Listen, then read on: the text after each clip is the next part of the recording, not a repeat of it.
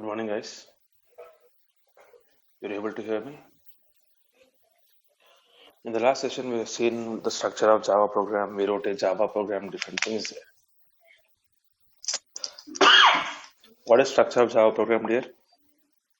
You have to write a package statement, followed by import statement, followed by a class. Class keyword followed by class name. Class keyword followed by class name. The class name can be any valid Java identifier. Begin the class, end the class. Inside the class, you can write variables and methods, which are called as members of the class. And execution of your program will be always done by JVM, and execution will always begin from main method. It has some syntax. The syntax of the main method is what? Public static void main string args. Begin the main method, end the main method. Inside the main method, we can write any number of statements. Inside the main method, we can write any number of statements, but every statement that you write has to end with a semicolon there. The public is called as access specifier. The static is called as modifier. Void is called return type. Main is called method name. String arg is called parameter.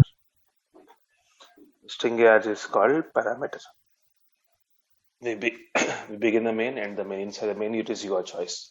A package is a collection of classes, and a package can contain any number of classes. Package statement is optional there, and if you want to write, you can write at most one package statement.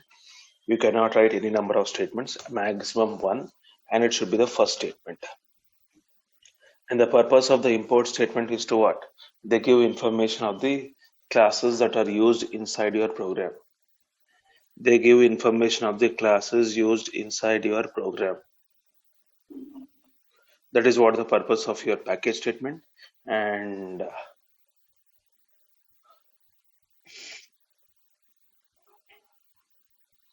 purpose of import statement. Writing the import is optional. You can have any number of import statements.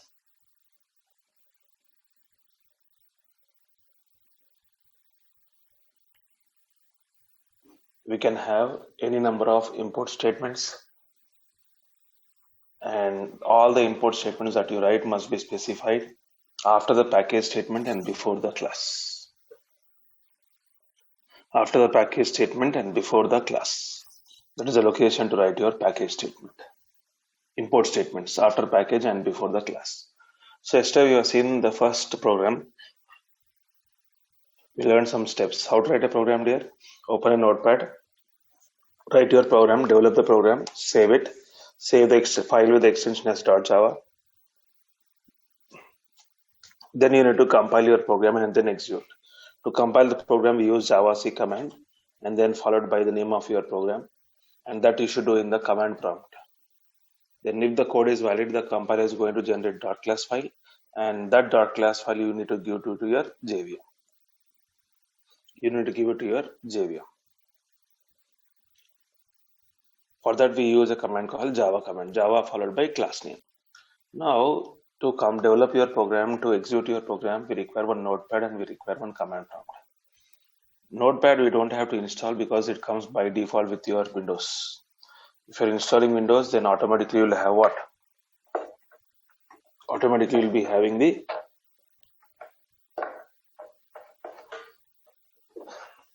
what? Notepad. You don't have to separately install Notepad.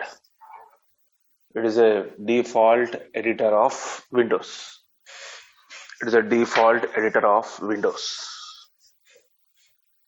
And every operating system comes with a command prompt. There will be no OS without command prompt. Every OS will come with a command prompt. Am I clear here? But to compile and execute your Java programs, we require Java software. And yesterday I'm able to compile and execute the programs because my system is already having Java software.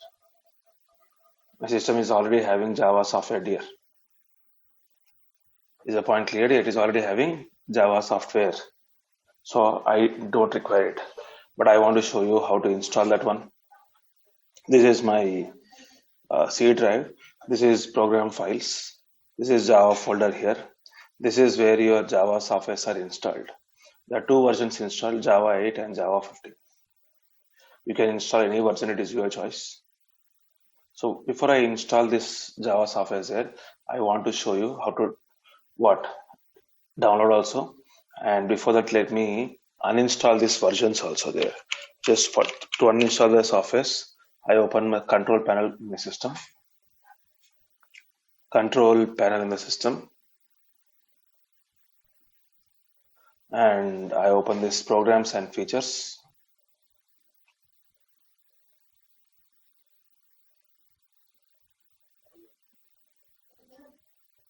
Programs and features, and here you see Java.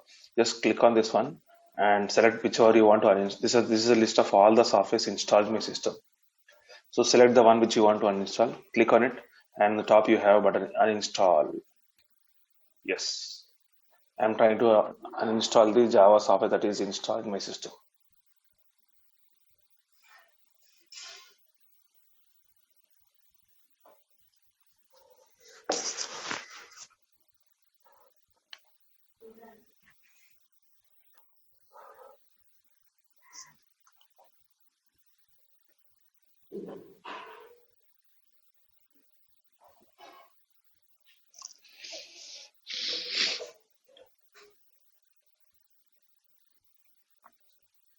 Next one, I just select one more. Say uninstall here. Meanwhile, we'll try to start writing one more program then. I open the notepad. The package statement and the import statement both are optional, right? So I just try to what? Skip them. I write a class keyword followed by class name. The class name can be any valid Java identifier. So I am trying to write the name as what? Second program. Begin the class, end the class. Inside the class, I want to write a main method. And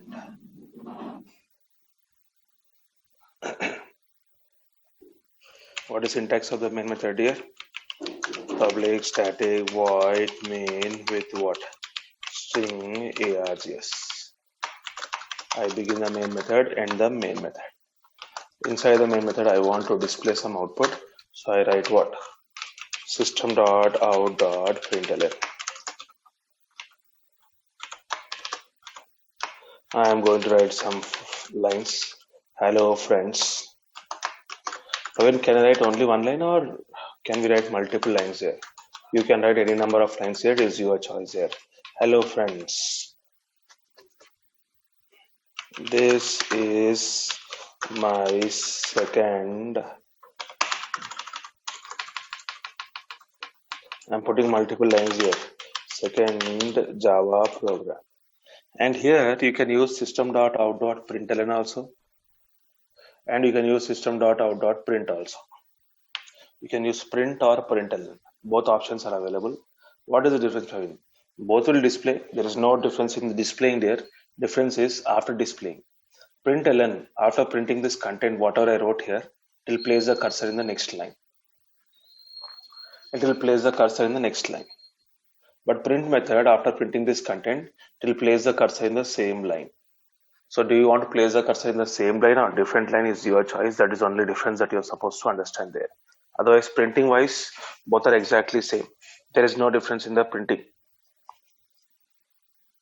There is no difference in the printing, but there is a difference in where you place the cursor after printing. You want to place in the same line or you want to place in a different line. You want to place in the cursor in the same line, go for what? Print method. You want to place the cursor in next line, go for println method. Am I clear here? So let me save the program there. I click on file, I click on save. You can save anywhere, it is your choice. This is my PC D drive work folder. I'm going to save it as what? Second program dot Java.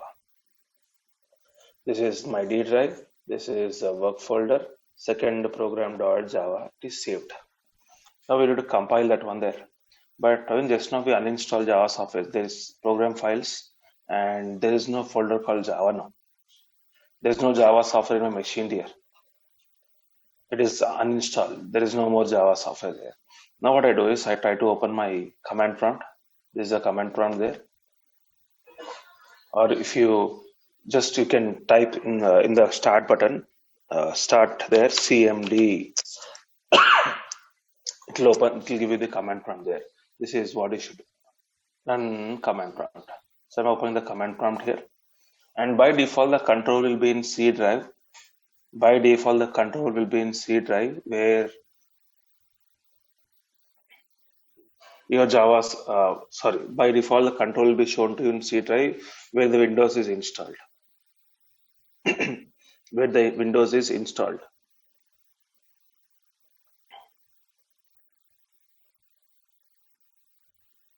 Am I clear here? Where the Windows is installed. But I don't want like this, because my program, I have to go to where? You cannot compile your program from anywhere. You need to compile the program from the same location where your program is saved.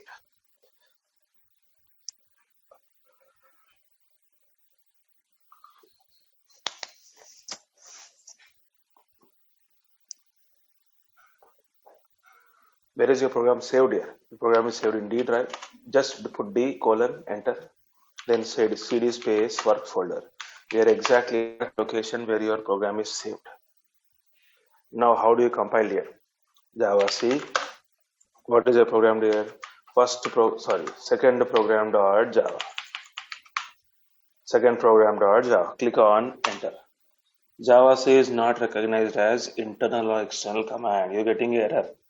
This error was not there because yesterday we had Java software and now there is no Java software in your machine. Your system does not have any Java software. Am I clear here? It does not have any Java software. So what you should do? Download it. I just open my Chrome browser. Let me open the Google. And you say just what? Java download. Like this you type. You'll get hundreds of sites. You can download from anywhere. It is your choice from where you want to download there. There is oracle.com. Like open this oracle.com here. And this is the latest version, Java 15. And this is my downloads.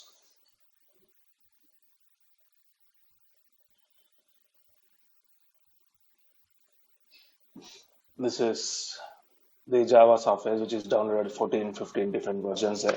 So what you should do is just click on this JDK download like this.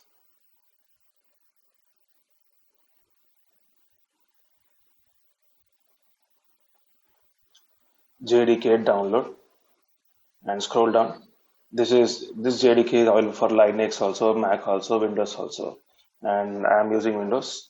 So based on which OS you're using, that one you use it. And Windows, there are two options. One is a zip file, and other one is a exe file. So I just want on the exe file. Just click on this exe file, download, and ask for you the what?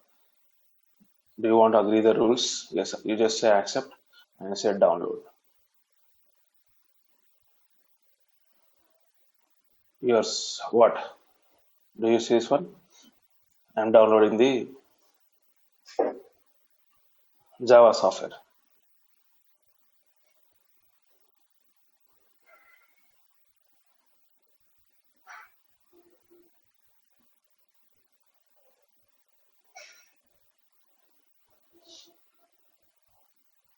That's all. It's a simple process. You should download this file. So this is what you should get. This is the file that you are trying to download. 15.0.1, both are same there. Now once you download this exe file, what you should do here? Just double click on this particular exe file. You're downloading the file, right?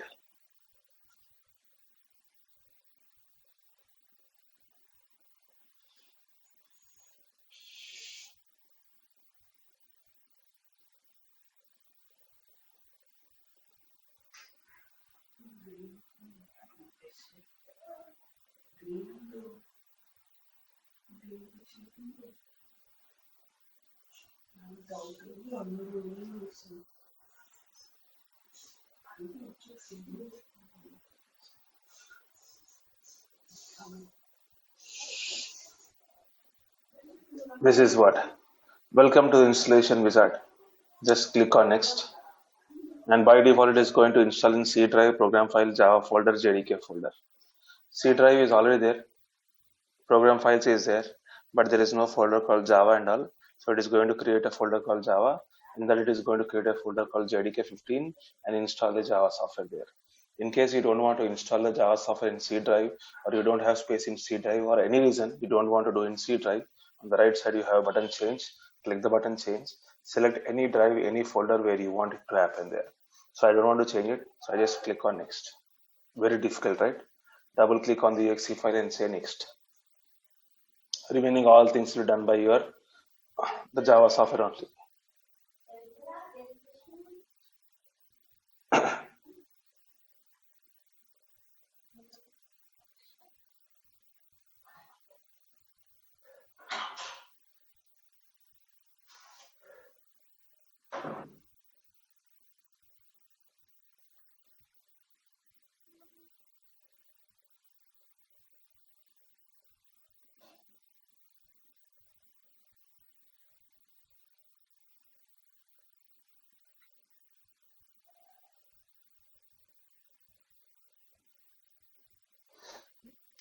Java software successfully installed. Click on close.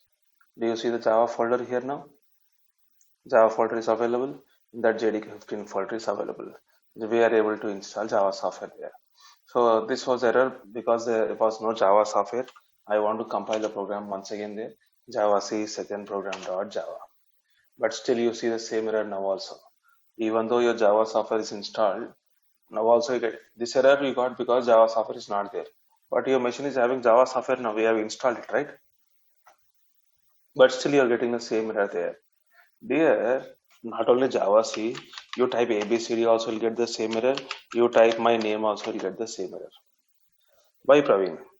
This is my PC. How do you open a command prompt? Can I open a command prompt by uh, what do you call typing CMD or not? I can open a command prompt by typing CMD there. Can I open a calculator by typing like this CALC? This is I'm opening a calculator. Praveen, can I open a notepad by typing like this? Yes. Praveen, can I open a paint? Yes, I can open paint also, where I can draw and do things. So what you're doing, you're trying to do different things with the help of what? Some commands.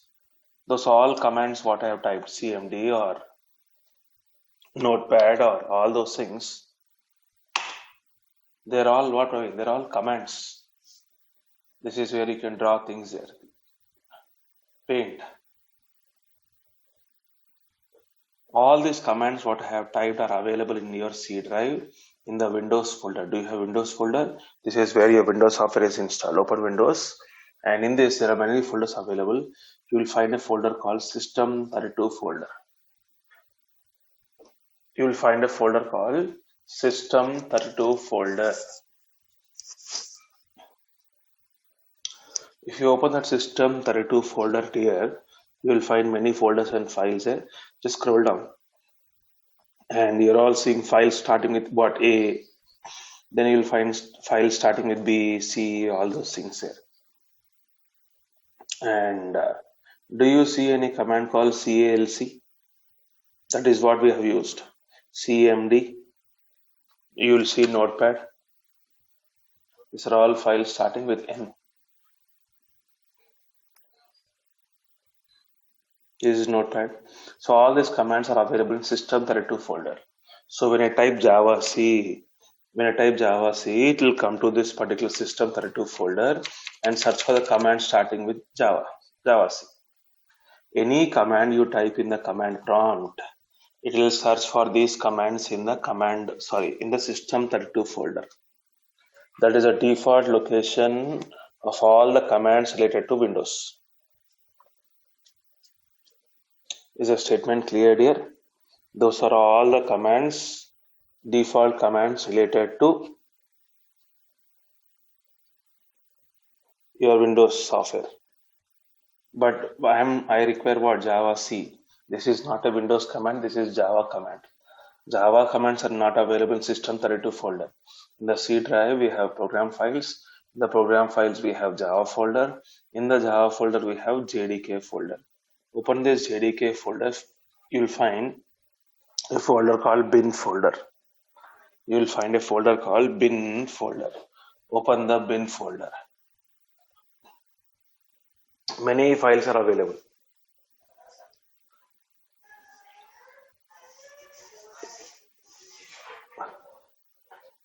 Many files are available. Now just scroll down. You'll even find Java C also there. Do you see Java C, Java here? The command to compile your program is what? Java C. The command to execute your Java program is Java. Java C.exe, Java.exe. All these commands are available where? In the bin folder of your JDK software. But if you type any command here in the command prompt, it will by default go to System32 folder of your Windows software. And because the command is not available there, you will get the error. It's saying that this is not recognized as internal or external command. So what you do is, you need to set the path. Set path is equal to C drive, program files, Java, JDK, bin. That is a location where all your Java commands are available. Right? Setting the path. So what do you mean by setting the path? Setting the path is a process of providing the address of Java commands. Setting the path is a process of providing the address of Java commands to the operating system.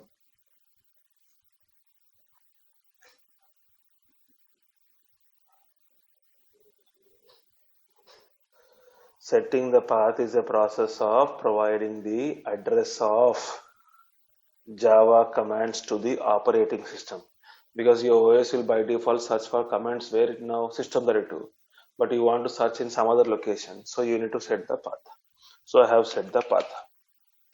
Once you set the path, now I say Java C second program dot Java. Now you will be able to call your compiler, check whether the code is valid or not.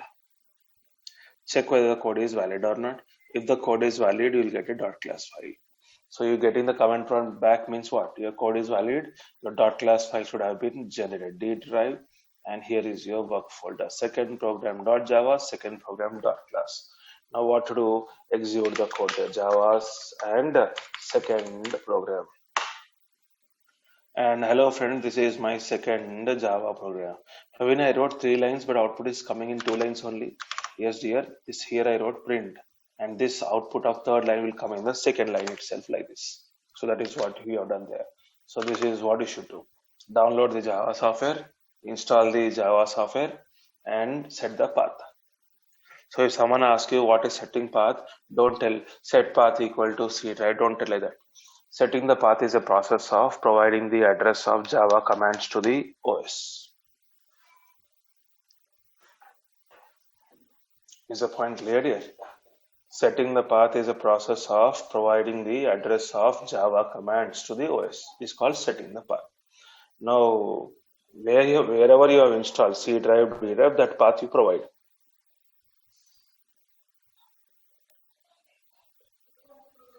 Am I clear here? Is the downloading and installation process clear to everyone?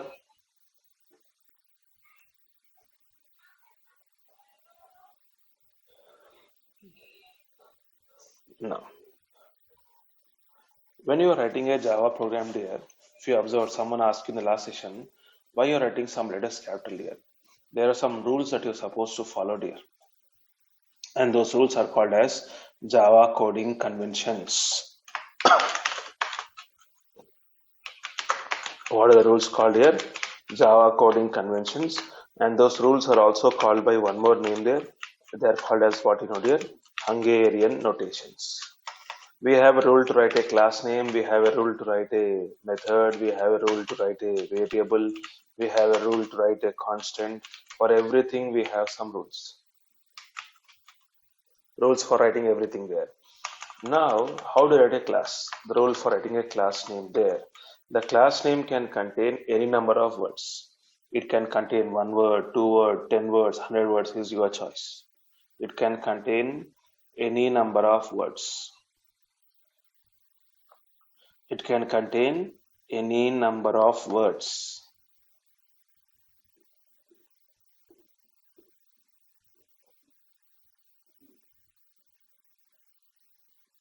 Any number of words. So let me write a class name system. How many words are there? Only 1 word is there, but we have 6 letters. 1 word, 6 letters.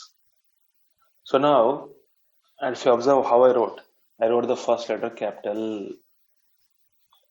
When you are writing a class name, the class name can contain any number of words, but the first letter of every word should be specified in uppercase.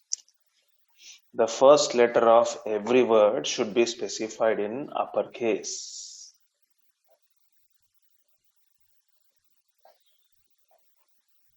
Am I clear, dear?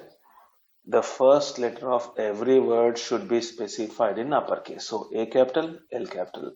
And that is what I have done just now. What is our class name? Second program there. So how many words are there? 2 words are there. S capital, P capital. Second program.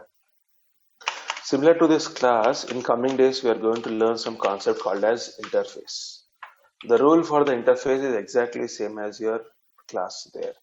Interface can contain any number of words.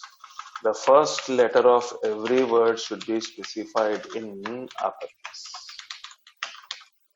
Only 1 word, M capital, 2 words, R capital, A capital, 2 words, M capital, I capital. In fact, this interface is internally a class only. The interface concept is internally a class only.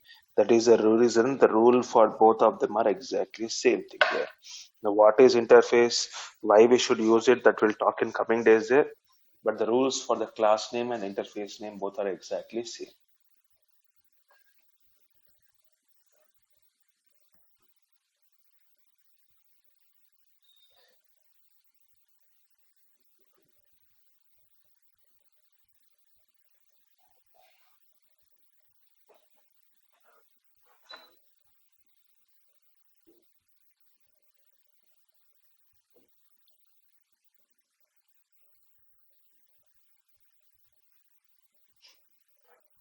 Then we have something called method. Method name can contain any number of words, but it must be followed by a pair of parentheses. And what is the rule there? It can contain any number of words. First word should be specified completely in lowercase. Here only 1 word is there, that is only first one. So it should be specified completely in lowercase. First word completely in lowercase. Remaining words, first letter.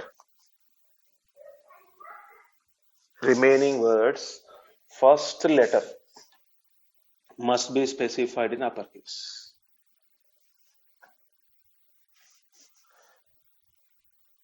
Remaining words, first letter are in uppercase.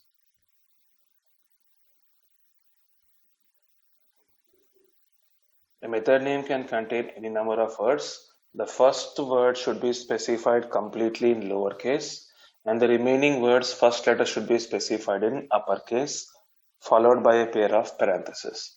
What if second word are not there? Nothing to do, just ignore it there.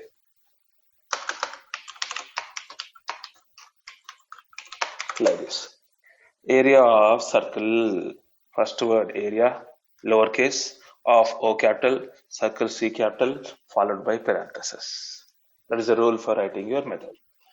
The rule for writing your variable is exactly same as your method, only difference is we don't write parentheses. We don't write parentheses for the what? Variables. What is the rule here? I write length.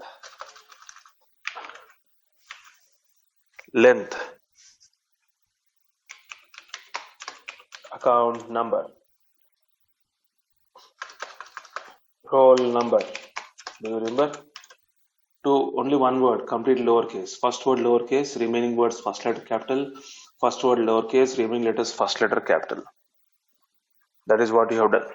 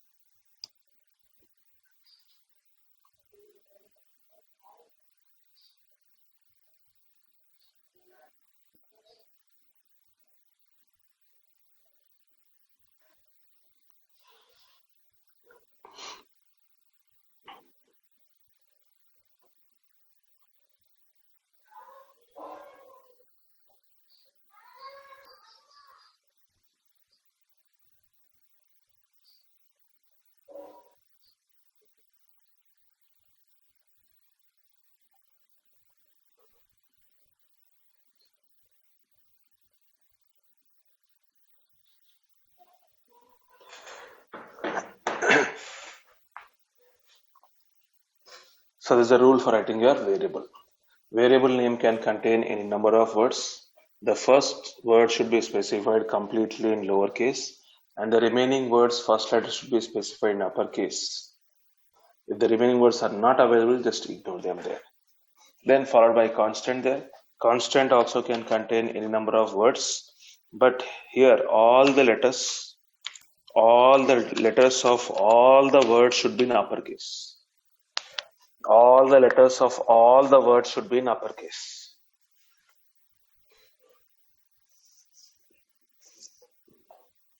Everything is uppercase, but how to differentiate first word and second word here? So for that we go for writing underscore symbol.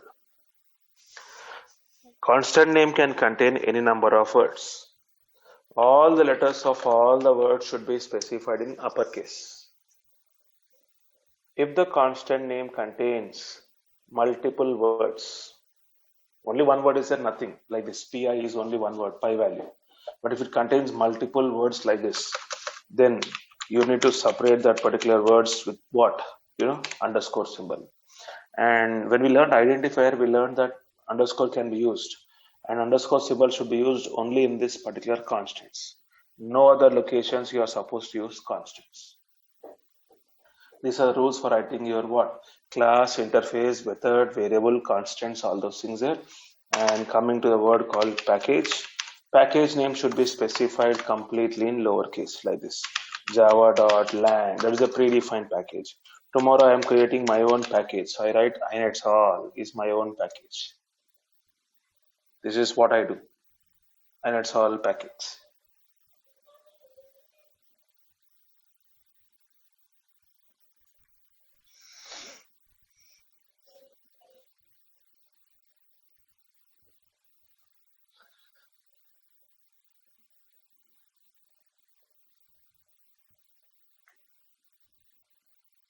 Am I clear here? How to write the package there? And Java has keywords. All the keywords of Java language must be specified in lowercase only. Must be specified in lowercase only. So these are all conventions that we follow in our program there. And as a programmer, you need to follow this particular conventions. Already I'm following the conventions, right?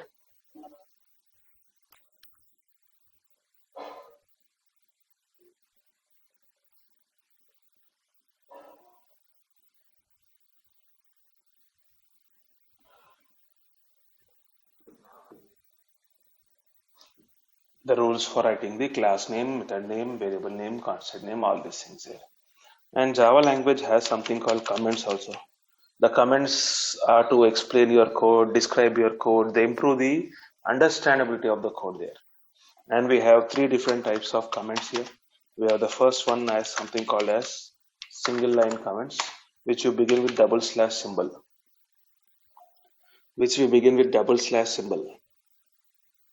And you can just type what you want there, and there is no end symbol. It will begin in the same line and end in the same line. It will begin and end in the same line. Then we have something called multi-line comments. Multi-line comments. Slash and asterisk symbol. We write some. You can write multiple lines, whatever you want there. And when you want to end, asterisk and slash. Asterisk and slash.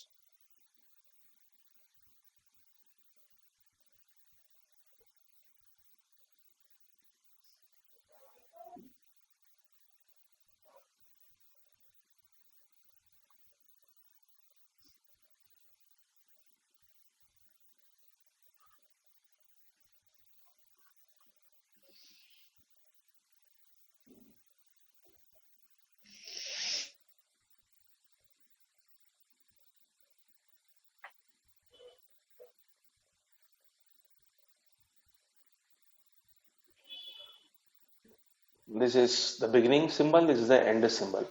Between these two symbols, you can write whatever you want. Between these two symbols, you can write whatever you want. 1 line, 2 line, 100 lines also is your choice there. Then we have one special comments called documentation comments. Documentation comments. Now documentation comments begin with slash, double asterisk symbol, end with single asterisk and slash. It is not a typing mistake. It has to begin with double asterisk, end with single asterisk. You can write multiple lines. You got the point here. Then your question should be, Praveen, here also if you can write multiple lines, then what is the use of this multi-line doc? Both are same, no? You can write multiple lines in both the locations. These two comments are purely meant for explaining the code only. But this is something special. Tomorrow when you're doing a project, you write hundreds of classes. And in each class, we want you to write documentation comments. After the entire project is developed there, I have one command here, C drive.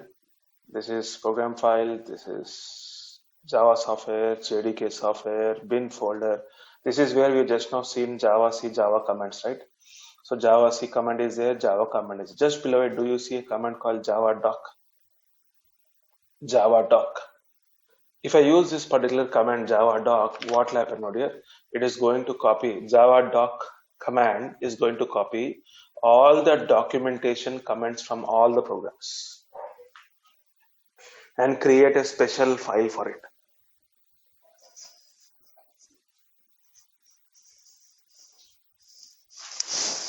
It is going to copy all the documentation comments. It is going to copy all the documentation comments from all the programs in the project and create a special file. And create a special file.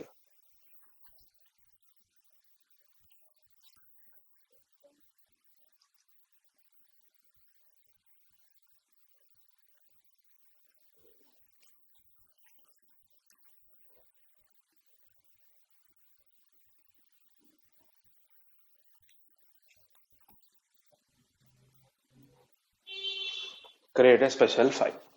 This is the purpose of your documentation comments. Java doc will not copy single line and multi-line, it will copy only documentation comments. 3 different types of comments present in a program. All these comments are non-executable statements. They don't execute here. They're all non-executable statements of your program there. We are not going to execute them. They'll be available in the program there. And you can write anywhere, any number of comments you can write. Is a point clear here? You can write any number of comments and you can write anywhere. You can write anywhere. It is your choice.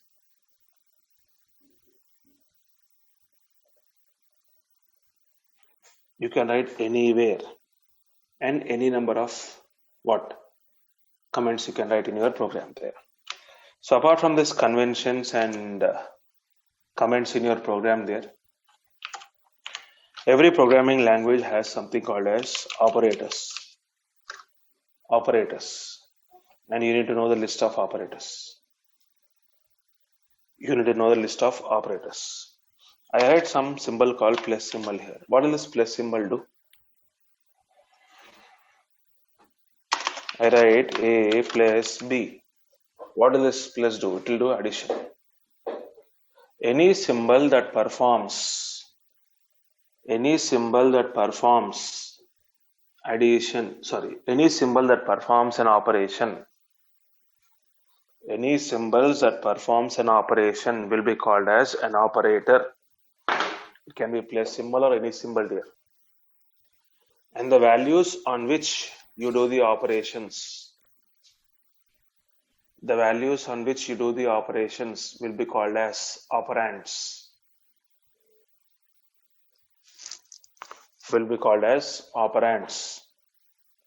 Any symbol that is used to do some operation will be called as operator, and the values on which you do the operations are called as operands.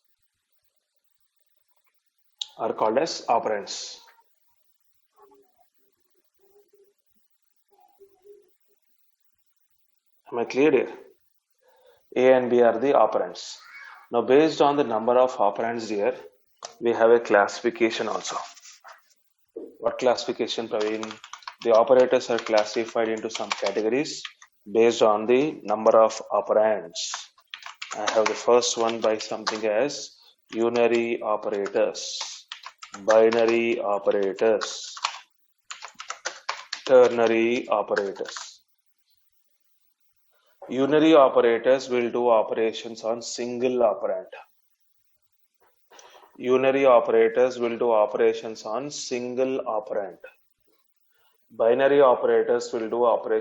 two operands. Ternary operators will do operations on three operands. So this is a classification based on the number of operands: unary, binary, and ternary.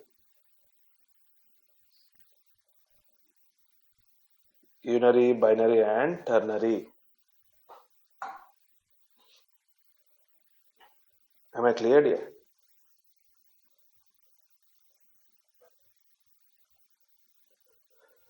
These are the operations that you perform there.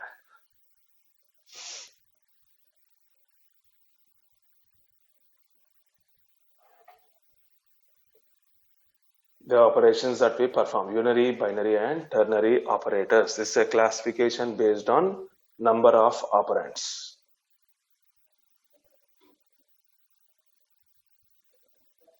Is the point clear? But there is one more classification that is based on the type of operations we perform. And the first category, that is arithmetic operators.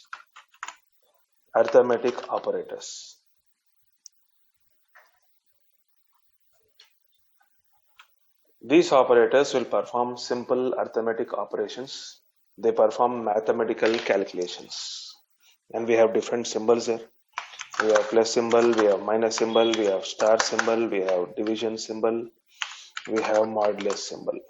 All these operators are meant for doing mathematical calculations: addition, subtraction, multiplication, division, and modulus. Different points there. Now, what are the rules and what are other categories of operators we'll discuss tomorrow. I want you all to download Java software, install the Java software, set the path, make your machine ready for Java, and come back. We'll continue back on Monday. Today is Saturday, right dear?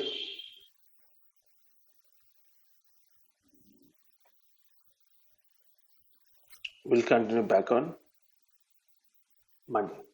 See you on Monday, dear. Thank you.